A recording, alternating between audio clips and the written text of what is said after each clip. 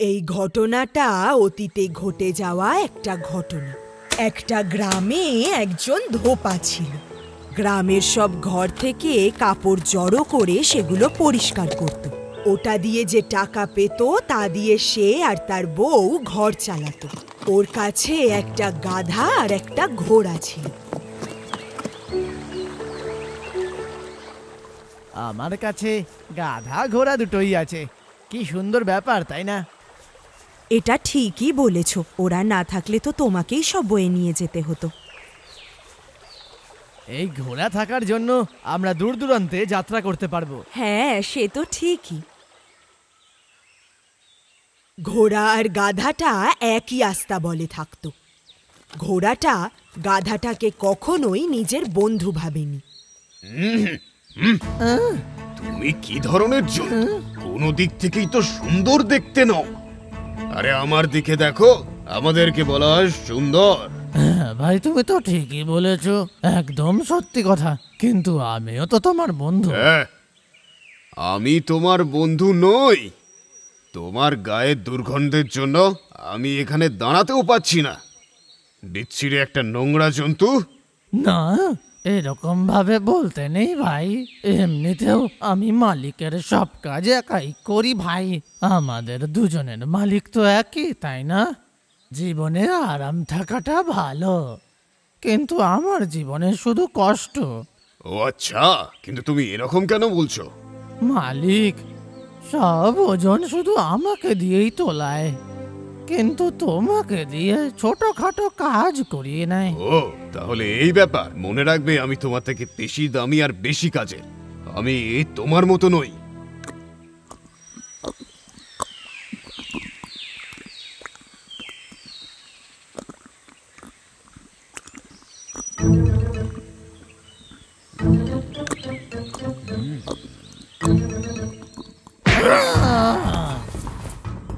আমার সাথে বন্ধু এরকম করো না, আমার কিন্তু খুব ব্যথা করছে। আমিও তো তোমার মতোই প্রাণী, তাই না? তুমি আমার মতো কখনো হতে পারবে না। আমার মধ্যে উত্তম বুদ্ধি আর ভরপুর শক্তি আছে, কিন্তু তুমি হলে গতরে খাটা আর একটা বোকা জন্তু। তুমি দয়া করে এরকম বলো না ভাই। বোকা গাধা। প্রত্যেকটা প্রাণীর মহত্ব তার মূল্য আর ক্ষমতার উপর নির্ভর করে। তোমার এত অহংকার করা উচিত নয়। কিছু কিছু সময় ওই গাধা আর ঘোড়াটার মধ্যে খুবই লড়াই হতো। গাধাটার থেকে বড় বলে ওই ঘোড়াটা সব সময় অহংকার করত। ও, এখন বোধহয় বৃষ্টি আসবে। সব জামা কাপড় এখনই সরিয়ে নিতে হবে।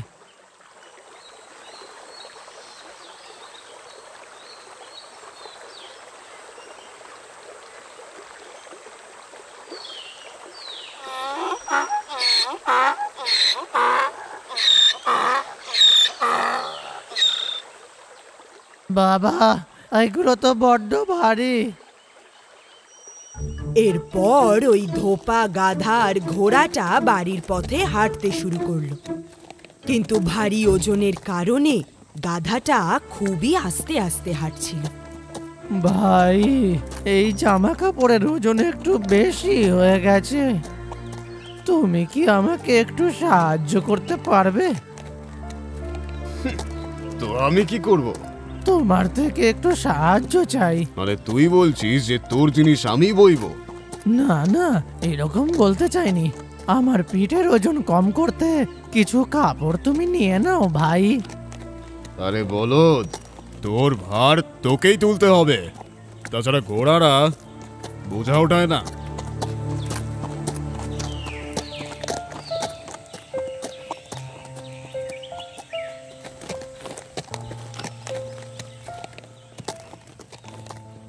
ভাই, এবার আমি সত্যি পড়ে যাব। তুমি কি আমাকে একটু সাহায্য করবে? আমি তোকে বললাম না যে ঘোড়া কারুর বোঝা তোলে না। গাধাটা দুর্বল হয়ে পড়লেও ঘোড়াটা একটুও সাহায্য করলো না। তারপর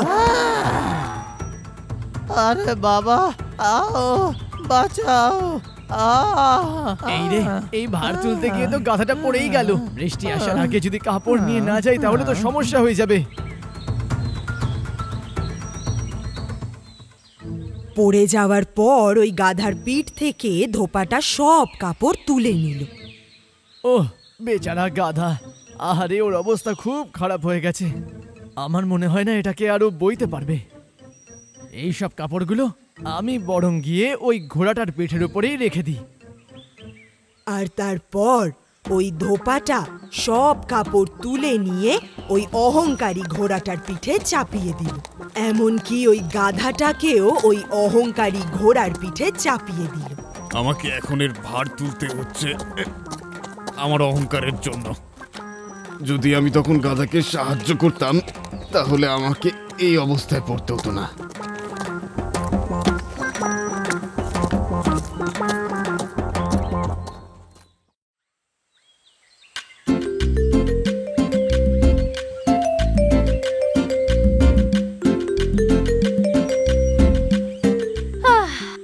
আমার তো খিদে পেয়েছে। আমি যদি নদীর পাড়ে যেতে পারি তাহলে গাজর খেতে পারবো, কিন্তু আমাকে ওখানে হেঁটে যেতে হবে। কিন্তু যতক্ষণে আমি ওখানে পৌঁছাবো এই রোদেতে আমি একেবারে শেষ হয়ে যাব।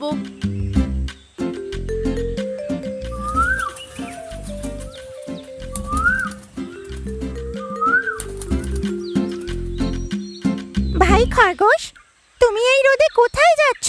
তুমি তো ঘরে থাকতে পারতে। বন্ধু কোকিল, আমি একটু নদীর তীরে গাজর খেতে যাচ্ছি, কিন্তু ওখানে যেতে যেতে হাঁপিয়ে যাব।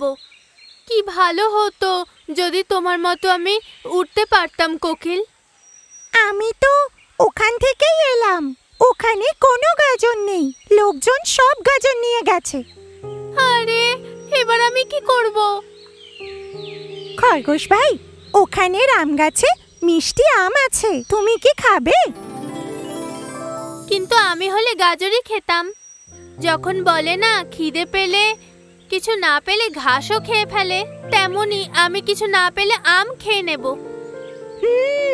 ভাই খরগোশ, আমি কি এখন যেতে পারি? ওখানে একটা কাকের বাসা আছে, আমাকে এক্ষুনি যেতে হবে, কারণ কাকটা শহরে গেছে। তাহলে ওই বাসায় আমি ডিম পাড়তে পারবো। বন্ধু কোকিল, তোমার কি এখনো ওই পুরনো অভ্যেস যায়নি কাকের বাসায় ডিম পাড়া? এটা আমাদের কোকিলদের ব্যাপার, এটাতে কোনো প্রশ্ন না করাই ভালো। মনে হয় আমার কথা কোকিলের ভালো লাগেনি। কোনো ব্যাপার না, আমি আম গাছের দিকে যাই। আম আছে মিষ্টি মিষ্টি আম আছে, আম আছে, আম আছে।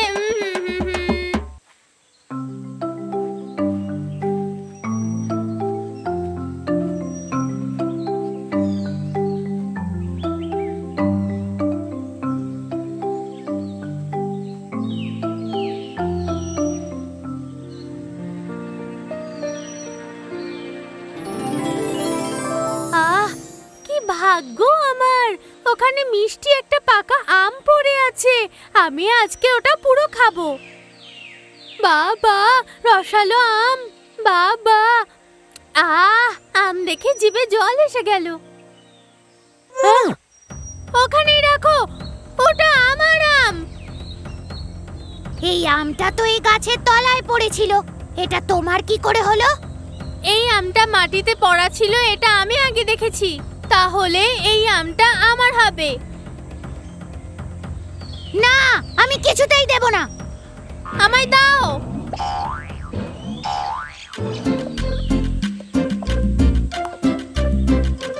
হ্যাঁ,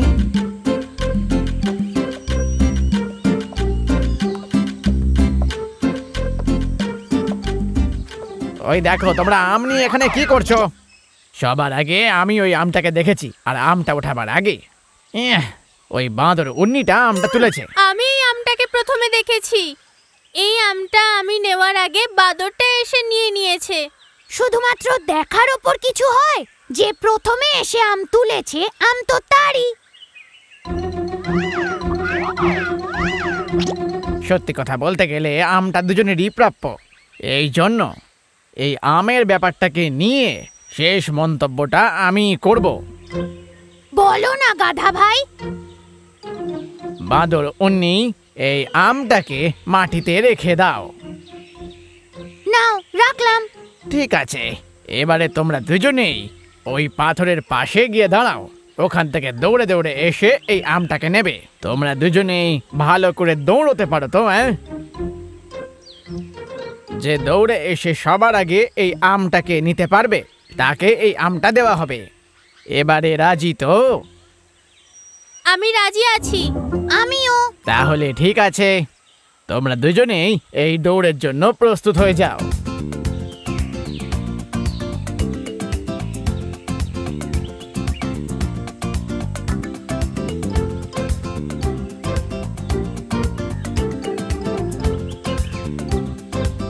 তাহলে তো এই আমটা এবার আমার পেটে যাবে।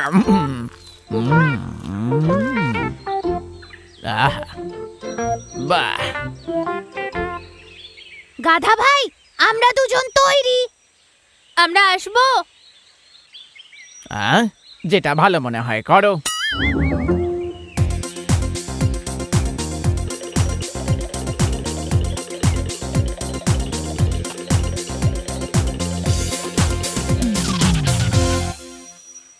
হ্যাঁ, আম কোথায় গেল? ও, তোমরা যখন ওখান থেকে দৌড়ে আসছিলে তখন একটা কাকুরে এলো, তারপরে আমটাকে নিয়ে এখান থেকে সোজা চম্পট দিল। মিথ্যে, এটা পুরো মিথ্যে ছিল। আমি বিশ্বাস করি না। গাধা ভাই, তুমি আমাদের বোকা বানালে। আরে বাবা, আমাকে বিশ্বাস করো, ওই আমটা সত্যিকারে কাকই নিয়ে গেছে। তোমাদের কপালটাই খারাপ, তোমরা ওই আমটাকে খেতেই পারলে না।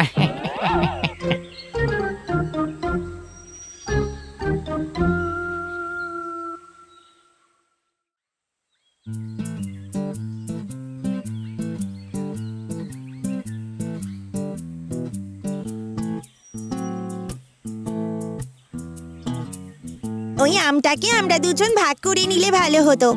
ওই গাধাটা আমাদের বোকা বানিয়ে আমটা নিজে খেয়ে নিল আর চলে গেল, তার কারণ আমরা দুজন ঝগড়া করছিলাম।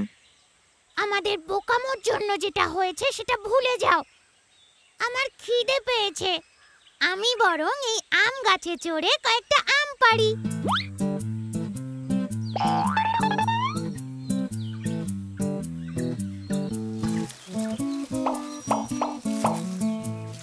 গাছ নাড়াও রে, গাছ নাড়াও রে, গাছ নাড়াও রে। আরে গাছটা নাড়াও। গাছ নাড়াও, গাছ নাড়াও, গাছ নাড়াও, গাছ নাড়াও, গাছ নাড়াও।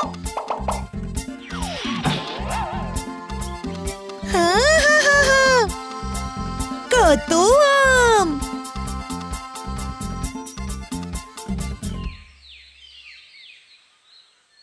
যদি ওই গাধাটা আমাদের না ঠকাতো তাহলে ও আমাদের সাথে আম খেত। ভাই, গাধাটা তো আমাদের বোকা বানিয়েইছে, আমরাও তাহলে ওকে এবার বোকা বানাই। অন্তত একবার ওকে শিক্ষা দিতেই হবে, যাতে পরে ও আর কাউকে ঠকাতে না পারে। আমার কাছে একটা প্ল্যান আছে। কি বুদ্ধি? সেটা আমি তোমাকে বলছি।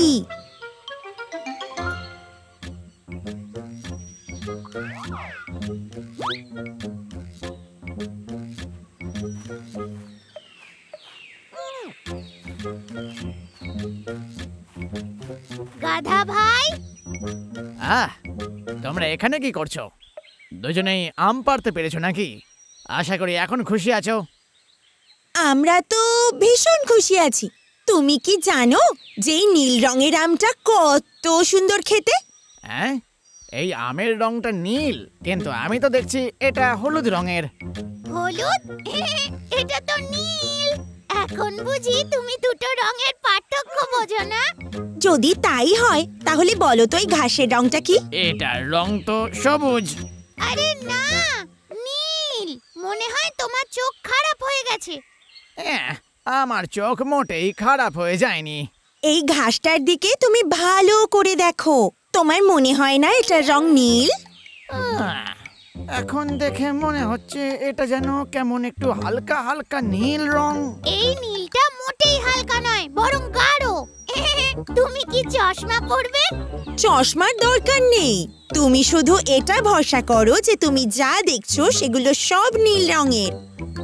আগে তো সবকিছু সবুজ রঙেরই ছিল, এখন তাহলে নীল রং হলো কি করে? আসলে কিছুদিন আগে আমাদের এখানে সূর্যগ্রহণ হয়েছিল। ওটার পর থেকেই পাতা, ঘাস, ফল সব নীল রঙের হয়ে গেছে। ঈশ্বরের লীলা বলে এটাকে। আচ্ছা, ও এটা তো জাদু। কোনো ব্যাপার নয়, তুমি তো এখন বুঝেই গেলে যে এই রংগুলো কি করে বদলে গেছে। এবারে আমি বুঝতে পেরেছি। তোমাদেরকে অনেক অনেক ধন্যবাদ। মনের দিক থেকে তোমরা সত্যি খুব ভালো। আচ্ছা বন্ধু, তুমি কি এখন দুটো নীল রঙের আম খেতে চাও? এটা কি সেই মিষ্টি গাছের থেকে পেড়ে আনা আম? যে একবার খায় এই আম সে আর কোনোদিন এই স্বাদ ভোলে না। হ্যাঁ, এই জন্যই তো তোমায় জিজ্ঞেস করলাম আম খাবে। এই নাও, খাও। যদি এরকমই আম আমি রোজ খেতে পাই, তাহলে আমাকে রোজ রোজ এই কচি কচি সবুজ সবুজ ঘাসগুলো খেতে হয় না। সবুজ ঘাস নয়, নীল ঘাস। তুমি কিন্তু ভুলে যেও না গাধা বন্ধু। যেভাবে আমি তোমায় বললাম যেটা নীল রঙের ঘাস, এই একই জিনিস তুমিও বাকিদের বোঝাবে। আচ্ছা ঠিক আছে, তা না হয় বলবো।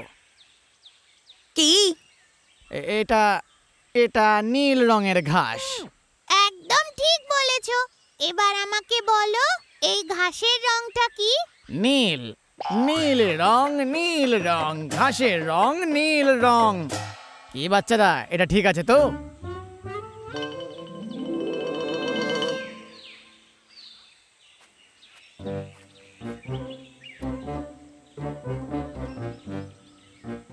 আরে ঘাস খেয়ে কি তোমার মুখ পচে গেছে, যার জন্য তুমি আম খেতে এসেছো? আমি শুধু এই নীল রঙের ঘাস কেন খাবো বলো? তুমি কি এটা জানো এই নীল রঙের আম কি সুস্বাদু? নীল আম, নীল ঘাস, এসব কি বলছো ভাই গাধা? এগুলো পুরো নীল হয় নাকি? তুমি কি জানো না বন্ধু ভালু, সূর্যগ্রহণের পরে পাতা, ফল এবং ঘাস সবকিছুই নীল রঙের হয়ে যায়। আরে না বাবা, তুমি আমাকে বলো যে এই ঘাসের রং তুমি কি দেখতে পাচ্ছ বন্ধু ভালু? হ্যাঁ এ তো সবুজ। সবুজ নয়, নীল। আমার বন্ধু ভালু, ভালো করে ঘাসের দিকে তাকিয়ে থাকো। দেখছি। তুমি কি এটাকে ঘন নীল রঙের দেখতে পাচ্ছ না? হ্যাঁ, গাধা ভাইয়ের সাথে মনে হয় কিছু হয়েছে। এখান থেকে কেটে পড়াই মনে হয় ঠিক হবে। দেখে বলো এটার রং কি সত্যিই নীল নয় বন্ধু? হ্যাঁ ভাই গাধা, তুমি ঠিকই বলেছ, এই ঘাসের রং তো সত্যিকারেই নীল। আচ্ছা এবার আমি আসি, আমাকে দুটো গাছে উঠে আবার মধু সংগ্রহ করতে হবে। ঠিক আছে, তাহলে আবার দেখা হবে বন্ধু ভালু। এই মূর্খর সাথে কথা বলা মানে নিজেকেই মূর্খ করা। তো এইভাবে আমি আমার একটা বন্ধুকে তো বোঝাতে পেরেছি। নীল রং, নীল রং, ঘাসের রং নীল রং, নীল রং, নীল রং, ঘাসের রং নীল। চুপ করো। তুমি তখন থেকে একই গান গেয়ে গেয়ে আমাকে নিয়ে তুমি মজা করছো। আমি তো তোমাকে তথ্য দিচ্ছি যে এখানে সব ঘাসের রং নীল হয়ে গেছে। নীল ঘাস কোথায় আছে? এটা তুমি কি কথা বলছো? আরে আমি তো সত্যি কথা বলছি। তুমি নিজেই এই ঘাসকে মন দিয়ে দেখো। সূর্যগ্রহণের পরে এই ঘাসের রং নীল হয়ে গেছে। দেখো দেখো, এই সুন্দর নীল ঘাসকে তো একবার ভালো করে দেখো। আরে কোথায় কোথায় আছে নীল ঘাস? এখানে তো সবকিছু সবুজই লাগছে। সবুজ নয়, এই ঘাসের রং নীল। ভাই গাধা, তুমি ফালতু কথা বন্ধ করো। আরে পরিষ্কার দেখা যাচ্ছে যে এই ঘাসের রং হলো সবুজ, বুঝেছো? সবুজ নয়, নীল নীল নীল। আরে না না না না, এখন আমি এই মূর্খটাকে কি করে বোঝাই যে ঘাসের রং হলো সবুজ? এবারে তুমি যা খুশি বলো না কেন, এই ঘাসের রং তো সত্যিকারে নীল। আমি মোটেই ভুলভাল বলছি না, যেটা সত্যি ওটাই বলছি আমি। আচ্ছা চলো একটা কাজ করি, আমরা দুজনেই এখন সিংহ রাজার কাছে যাই আর ওনাকেই এটা ঠিক করতে বলি যে এই ঘাসের রং সবুজ নাকি নীল। এই ঘাসের রং তো নীল নীল, আর এটা নীলই বটে। আমি এখানে উপস্থিত কারুর কথা মানবো না, মানতে পারবো না। মহারাজ, এই গাধাটাকে একটু বোঝান যে ঘাসের রং নীল নয় বরং সবুজ। অনেক হয়েছে, ঘাস নীল রঙের, ঘাস সবুজ রঙের। অনেকক্ষণ ধরে এই কথাগুলোই বলে চলেছ তোমরা। এটা ছাড়া তোমাদের কি আর কোনো অভিযোগ আছে? আর কিছু নেই, ঘাসের রং নীল নয় বরং সবুজ। আমি শুধু এইটুকুই বলতে চাইছি। ঘাসের রং তো নীলই বটে। হ্যাঁ, তোমাদের যা বলার ছিল তোমরা দুজনে তা বলে দিয়েছ। এবার যা সিদ্ধান্ত নেওয়ার তা নেবেন আমাদের মহারাজা। শুনুন চিতাবাঘ মশাই, তুমি আগামী 6 মাস চুপচাপ থাকবে। কারুর সাথে কোনো রকম কোনো কথা বলবে না, আর গর্জন করবে না। হ্যাঁ, এ কি রকম বিচার? গাদা ভাই, তুমি এখন আসতে পারো। আমি খুবই খুশি জাহাপানা। যদিও আমরা দুজনে ঝগড়া করেছি, মন কষাকষি হয়েছে, যেটা হয়তো হাতাহাতির পর্যায়ে যেতে পারতো, কিন্তু আমি তো জিতে গেছি। ধন্যবাদ। তাহলে আমি এবার আসতে পারি। নীল রং ঘাসের রং নীল রং, নীল রং ঘাসের রং নীল রং।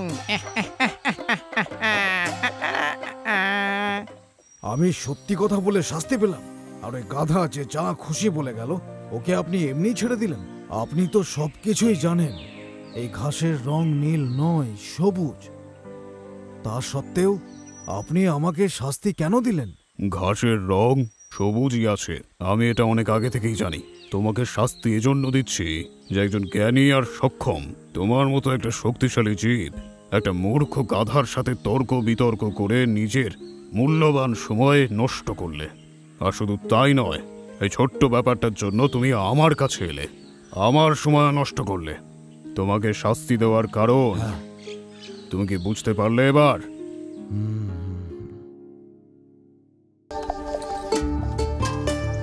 রোজ একই রাস্তায় আছি, তবুও জঙ্গল না, আজ একটু ভয় লাগছে। একটা কাজ করি, গান গাইতে গাইতে এগিয়ে। झूठ बोले कौवा काटे काले कौवे से डरियो, झूठ बोले कौवा काटे काले कौवे से डरियो, काले कौवे से আরে গাদা, তুই থেমে গেলি কি? চলতে চলতে ক্লান্ত হয়ে গেলি? তুই চেঁচাচ্ছিস কেন? তাড়াতাড়ি চল, বাজার এখান থেকে অনেক দূরে। তোমরা আজ কোথাও যাবে না, ওখানেই দাঁড়াও। কে ওটা? হে ভগবান, মনে হচ্ছে কোনো চোর। আরে রাক্ষস! চুপ করো, আমি রাক্ষস নই। হ্যাঁ হ্যাঁ, রাক্ষস না তো তুমি কে? আমি ভূত। আমার সামনে এসেছিস মানে তুই আমার চাকর, তুই বাঁচবি না। আরে ভূত, ভগবান করে আমাকে মেরো না। আমি বাজারে মিষ্টি বিক্রি করি, এক সাধারণ ব্যবসায়ী। আমার যখন খিদে পায় তখন আমি বড়লোক গরিব দেখি না। আমার সামনে যে আসে তাকেই আমি খেয়ে আমার খিদে মেটাই। আমাকে খেও না, আমার বউ বাচ্চা একলা হয়ে যাবে। চাইলে তোমার খিদে মেটানোর জন্য আমি মিষ্টি দিতে পারি। সবাই বলে যে আমার হাতের বানানো মিষ্টি খুব ভালো হয়, তুমি একটা খেয়ে তো দেখো।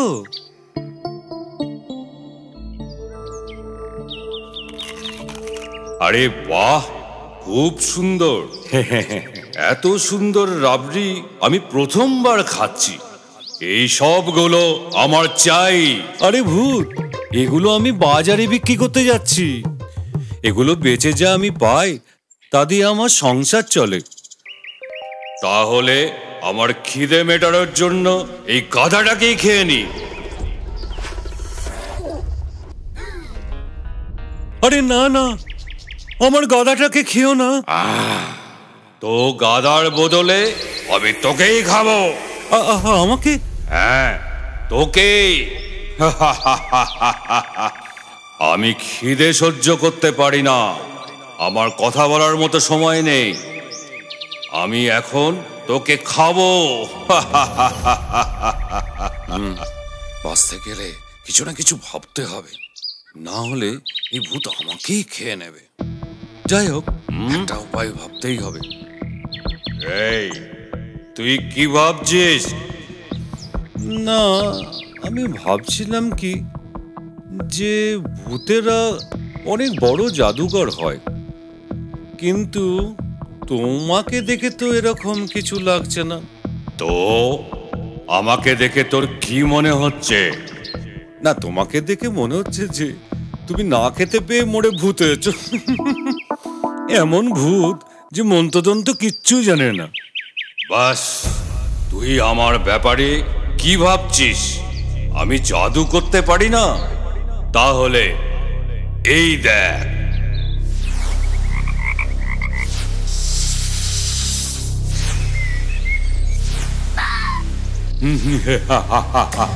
আরে বাবরে, বড় হচ্ছে। হ্যাঁ, আমি বড় হয়ে যাচ্ছি। চাইলে আমি আরো বড় হতে পারি। আরে, আর বেরো না, আমার ভীষণ ভয় করছে।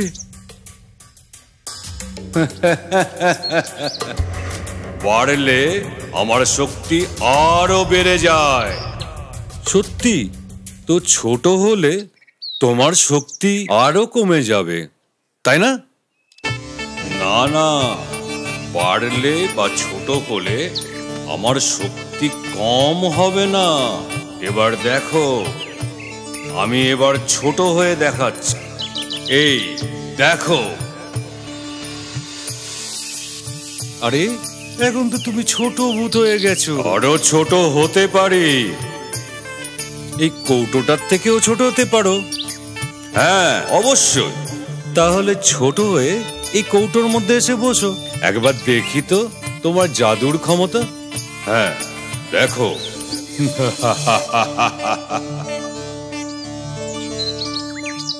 আরে বাহ, তোমার তো বেশ ক্ষমতা দেখছি।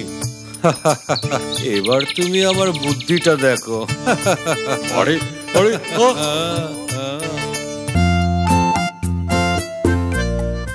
একটা জায়গায় কুঞ্জান্ডি নামে একজন ব্যবসায়ী বাস করত, আর ওর কাছে একটা গাধা ছিল।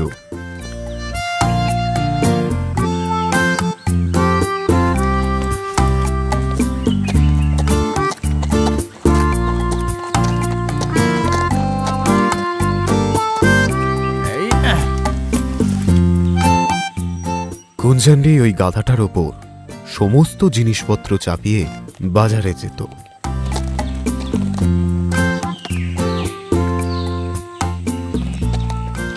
একদিন হঠাৎই একটা ঘটনা ঘটল।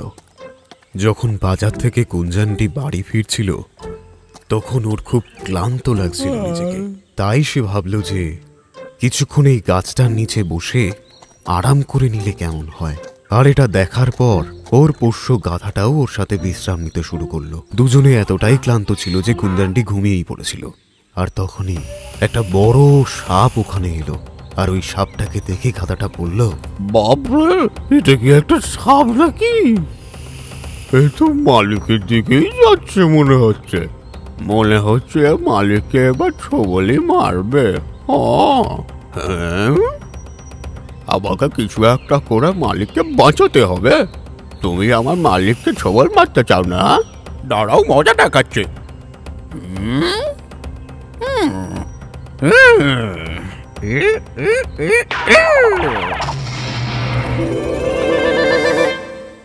ওরে বাবা, কি বড় সাপ!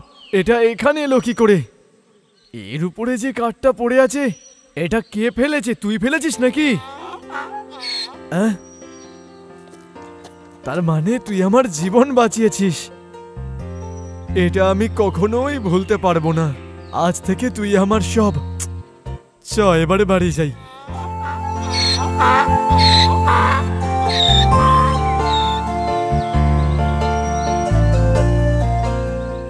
প্রতিদিনের মতো কুঞ্জান্ডি নিজের গাধার উপরে সমস্ত জিনিসপত্র রেখে বাজারের দিকে যেতে লাগলো। আর সবকিছু বেচা হয়ে গেলে গাধার সাথে বাড়ি ফিরে আসতো। এটাই ছিল রোজকার কাজ ওদের। মন দিয়ে শোন বাবা, যদি তুই উৎসাহের সঙ্গে এবং ভালোভাবে কাজ করিস, তাহলে তার ফল তুই ভালোই পাবি, বুঝলি? বুঝতে পেরেছি মালিক, কিন্তু মালিক এটা তো খুবই ভারী। আরে বাবা, তুই আমার হীরের টুকরো, তোর উপর আমি এত ভারী জিনিস কি করে চাপাই? কি বুঝলি? তোর যাতে এখন কষ্ট না হয় তাই তোকে আমি একটা সুন্দর গান শোনাই। হ্যাঁ, কি গান? এটা কিন্তু শুধু গান নয়, এটা তোর ব্যাপারে একটা গান, বুঝলি তো? বললো গাধা মনের দুঃখে অনেকখানি ভেবে, বয়স গেল খাটতে খাটতে বৃদ্ধ হলাম এবে। ও হো হো হো হো, কেমন লাগলো? আপনার গান শোনাচ্ছে তো ভালো, আমি এই জিনিসগুলোই বহন করি। একদিন কুঞ্জান্ডি আর ওর গাধা সবকিছু বেচে প্রতিদিনকার মতো নিজের গাধাটির সঙ্গে আনন্দে বাড়ি ফিরছিল। আর ওর গাধাটিকে বলল, আরে এই বেটা, তোর উপর ভারী জিনিস চাপাইনি বলে তুই কি জোরে জোরে হাঁটবি নাকি? আরে মালিক, তাড়াতাড়ি চলুন, তাড়াতাড়ি বাড়ি গিয়ে বিশ্রামও তো নিতে হবে, তাই না? হায় ভগবান, এ তো গর্তে পড়ে গেল। আমি তোকে প্রথমেই বলেছিলাম যে ধীরে সুস্থে চল, কিন্তু আমার কথা তোর কখনোই কানে ঢোকে না, তাই না? হে ভগবান, এবার কি করে বার করি আমি একে? একে বাইরে আনার জন্য আমায় কিছু তো একটা ব্যবস্থা করতেই হবে। দেখি।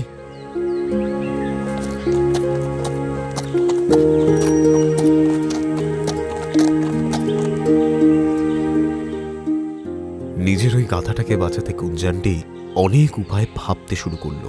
তখনই সে একটা দড়ির মতো কিছু দেখল। আরে বাবারে, এই বেটা মন দিয়ে শোন, এই দড়িটাকে ধরে চুপচাপ উপরে চলে আয়। যেভাবেই হোক তোকে এখন আমায় বাঁচাতে হবে, তোকে ছাড়া আমি কি করে থাকবো বলতো? কুঞ্জান্ডি খুব কষ্ট পাচ্ছিল। তখনই ওখান থেকে একটি লোক যাচ্ছিল। কুঞ্জান্ডি নিজের গাধাটিকে বাঁচানোর উপায় দেখে ওর বেশ মজা লাগলো, আর ওর বোকামো দেখে সে বলল, আরে ও ভাই, গর্তে যে পড়ে আছে সেটা একটা গাধা, আর ও দড়ি ধরে তো উপরে আসতে পারবে না বাবা। তাহলে তুমি বলো ওকে উপরে আনবো কি করে? যেভাবেই হোক ওকে তো বাঁচাতে হবে। আরে ভাই, এই গর্তটা খুবই সরু, তুমি যা ইচ্ছে করে নাও, ওই গাধাটা উপরে আনতে পারবে না। একে এখানেই ফেলে চলে যাও।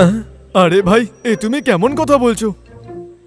তাহলে বসে বসে একে এখানেই পাহারা দাও আর কি। কুঞ্জান্ডি নিজের প্রিয় গাধাটাকে এতক্ষণ বাঁচাতে না পেরে খুব মন খারাপ করে সে ভাবতে থাকলো যে এবার সে কি করবে। ওকে বাঁচানোর চক্করে কখন যে দিন থেকে রাত হয়ে গেল সে বুঝতেই পারল না।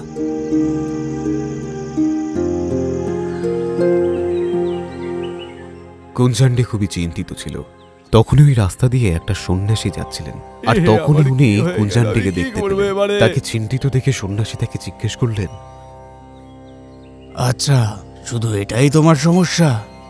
আমি তোমায় একটা কথা জিজ্ঞেস করি, তুমি এই গাধাটাকে ছেড়ে চলে যাচ্ছ না কেন? হ্যাঁ মহারাজ, এ আমার জীবন বাঁচিয়েছে, একে ফেলে রেখে আমি যাই কি করে বলুন তো? কাল সন্ধে থেকে ও কোনো দানা পানি মুখে দেয়নি। তার মানে এই গাধাটাকে তুমি খুব ভালোবাসো? হ্যাঁ, ওকে বাঁচানোর জন্য কোনো না কোনো উপায় আমাকে বলুন মহারাজ। আচ্ছা, এবার বুঝলাম। তোমার এই গাধার প্রতি ভালোবাসা দেখে আমি খুব সন্তুষ্ট হয়েছি। যেভাবেই হোক আমার এই গাধাটাকে বাঁচিয়ে নিন মহারাজ। চিন্তা করো না, এই গাধাটাকে আমরা বাঁচাবো। তুমি একটা কাজ করো, গিয়ে একটু মাটি নিয়ে এসো। কিন্তু মাটি লাগবে কেন? এই গর্তের মধ্যে দেওয়ার জন্য। আরে, এই গর্ত তো বন্ধ হয়ে যাবে, আমার গাধাটা মরে যাবে মহারাজ। তুমি ভয় পেও না কুঞ্জান্ডি, আমার উপর বিশ্বাস রাখো, যাও। সন্ন্যাসীর কথায় বিশ্বাস করে কুঞ্জান্ডি ঝুড়ি ঝুড়ি করে মাটি নিয়ে এসে ফেলতে শুরু করলো নিজের গাধাটিকে বাঁচানোর জন্য। ভয় পেও না কুঞ্জান্ডি, গর্তটায় আরো মাটি লাগবে, চিন্তা করার কোনো কারণ নেই এখানে। আমি তোমার সাথে আছি কুঞ্জান্ডি।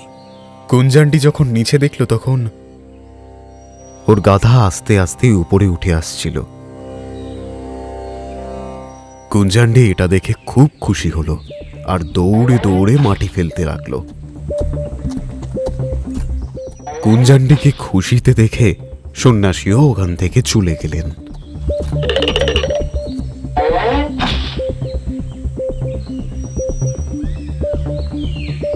কুঞ্জান্ডি দেখতে পেল যে গাধাটা আস্তে আস্তে উপরে আসছে। ওরে আমার সোনা, তুই আমায় খুব চিন্তায় ফেলেছিলি রে। যদি ওই সন্ন্যাসী মহারাজ আমাকে উপায় না বলতেন তাহলে তোকে হয়তো বাইরে বার করতেই পারতাম না।